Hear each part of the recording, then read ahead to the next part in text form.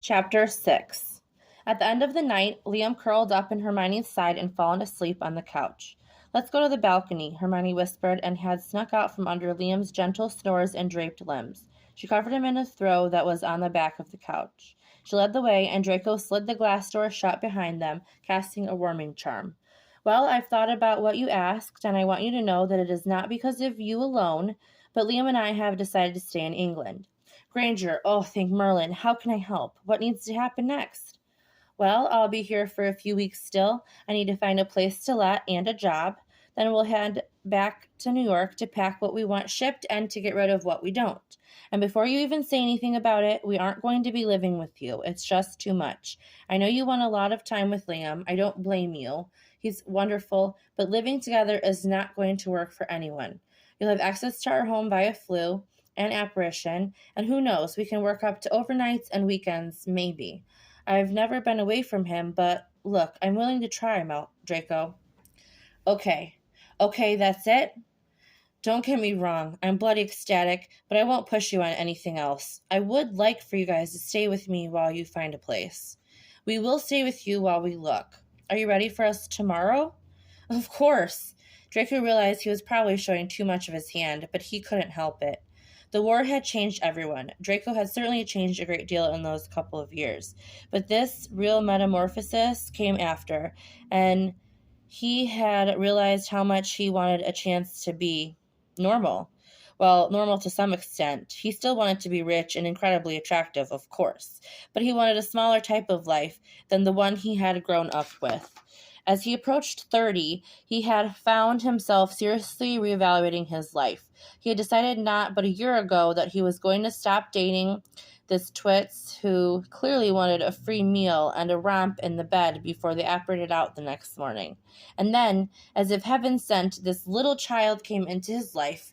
He admitted he might have been acting a little harshly, but he wasn't going to lose him now. "I have the Quidditch game with the Potters in the AM. Why don't you guys pack up and meet us there? I'll have your things delivered to the manor, and I'll escort you both there after the game." "Sure, Draco. Honestly, I have had quite a day. I'm off to bed. Good night." "Good night, and thank you for staying." "You're welcome. I hope it works out the way you hope it will."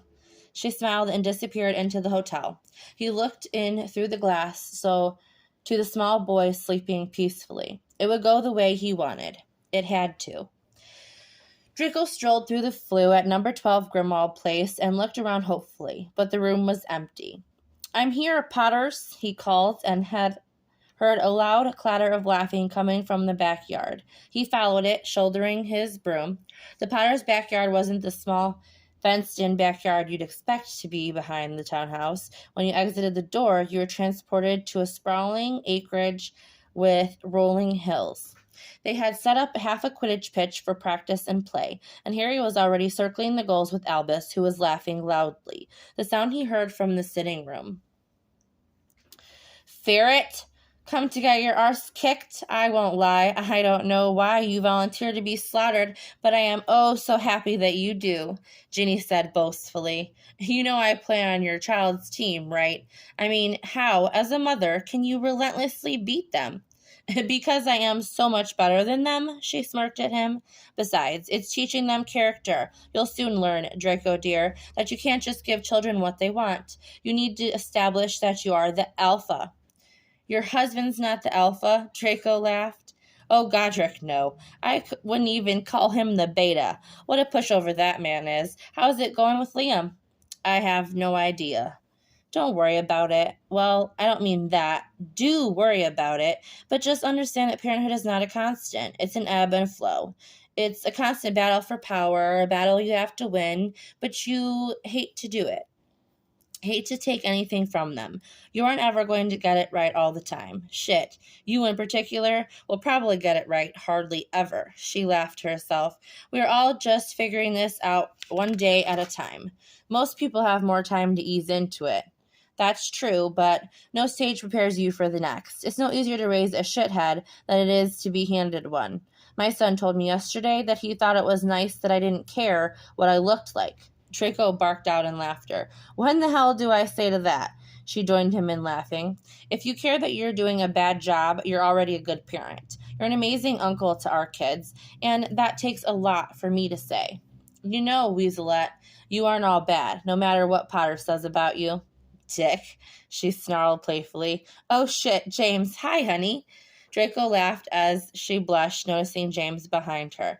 Hey, kid, ready to whoop your parents or what? Of course, I just gotta warm up. And, Mum? Yeah? I heard you call Uncle Draco a dick, said James, and he sped off on his broom to work. That kid is a pain in my ass. He's all Potter. Thank Godric. Sorry, Jin, there are enough weasels for my taste. The Floo roared to life behind them, and in walked Granger and Liam holding her hand. He didn't miss the smile that graced Liam's face when he saw him, and his heart grew. Hi, Mr. Draco. Hey. Mom says we are coming to stay with you, and that I'll be living in London. She says I have to go back with her to America to pack, but I want her to let me stay with you. Hermione tugged on his arm, trying to silence him. Will you talk to her? Liam, that's enough. I'll talk to her, mate. Don't worry. Draco! Both Ginny and Hermione exclaimed. Hermione let out a groan and dragged Liam off to the side to have a chat with him. Are you daft? Don't undermine your spouse in front of your kids. You have to be united. She's not my spouse, unless I missed that part as well. You know what I mean. She rolled her eyes and mounted her broom, kicking off into the sky and joining her family. He walked over to them and squatted next to Liam, deciding to take advice from the best parent he knew. Sorry about that, Liam. Your mother and I will discuss what happens when it's time, okay? I don't understand. I hate traveling. I could just stay. We'll discuss it, all right? Let's just have a good afternoon. Hermione agreed to Draco's enjoyment. Liam sighed and sat down, opening a book. Hermione smiled at him and mouthed a thank you. So, did you bring your broom? Ha, good one. No, I don't even own a broom. Liam, have you ever been on a broom? Draco questioned. No, but that's all right. Do you know that 1 in every 4 people will be in a broom accident in their lives? I didn't know that, but I can also guarantee that 100% of people will be in some sort of accident in their life. So really, the chances aren't all that bad for a broom. I don't know if it's a good idea, Hermione agreed. Draco gritted his teeth. Okay, well, if you change your mind. He mounted his broom then and rose up into the air. He parked his broom next to Harry and Albus and felt a pang of jealousy, which he quickly tampered down. Let's get the game going. Albus, whose team are you on today? Yours, Uncle Draco. Draco felt his heart drop into his gut, and he stole a glance down at Liam. He didn't want to upset him again, but they had always had the same team since Albus was able to ride along. Right. Hop on then. Draco extended his hand, and Albus effortlessly switched brooms and was now perched in front of Draco. Before you know it, you'll have your very own broom. Do the big dive. Do the big dive. Ah, hell. Your mom is going to whip me. But he did it anyway. He dove the broom straight down and pulled up just a few feet from the ground. He could have and would have gone closer, but Ginny would indeed beat him to death. You got the snitch, Potter, he yelled from across the pitch, to which Potter responded by holding it up, letting its wings flutter, and then remove his fingers. Be my eyes, Albus, he whispered in his ear. After about 40 minutes of play, James and Ginny had been battling back and forth for the most goals. They had adjusted the positions and rules a bit for a smaller game, but mostly James and Ginny fought over a quaffle, and Draco and Potter fought for a snitch. Ginny and Harry usually won, but to Draco's defense, neither one was saddled with an almost 5-year-old on their broom, and both of them were grown adults, one of which was a professional bloody Quidditch player. Ginny called a timeout, and all the brooms lowered for quick intermission. Draco wiped his brow and walked over to where Hermione was sitting reading, and Liam was watching the game intently. You aren't even playing properly. I've read a book on Quidditch, you know. There aren't enough players. I know, bud. We just kind of improvised. Draco took a big slug of water from a cup Ginny had handed him. I'd like to play now. You'd what? Draco and Hermione said in unison, one horrified, the other filled with excitement. Is that okay? Of course. Let me just make sure Albus is okay playing with his dad. No, I'd like to play with Uncle Harry. What? Draco was mortified.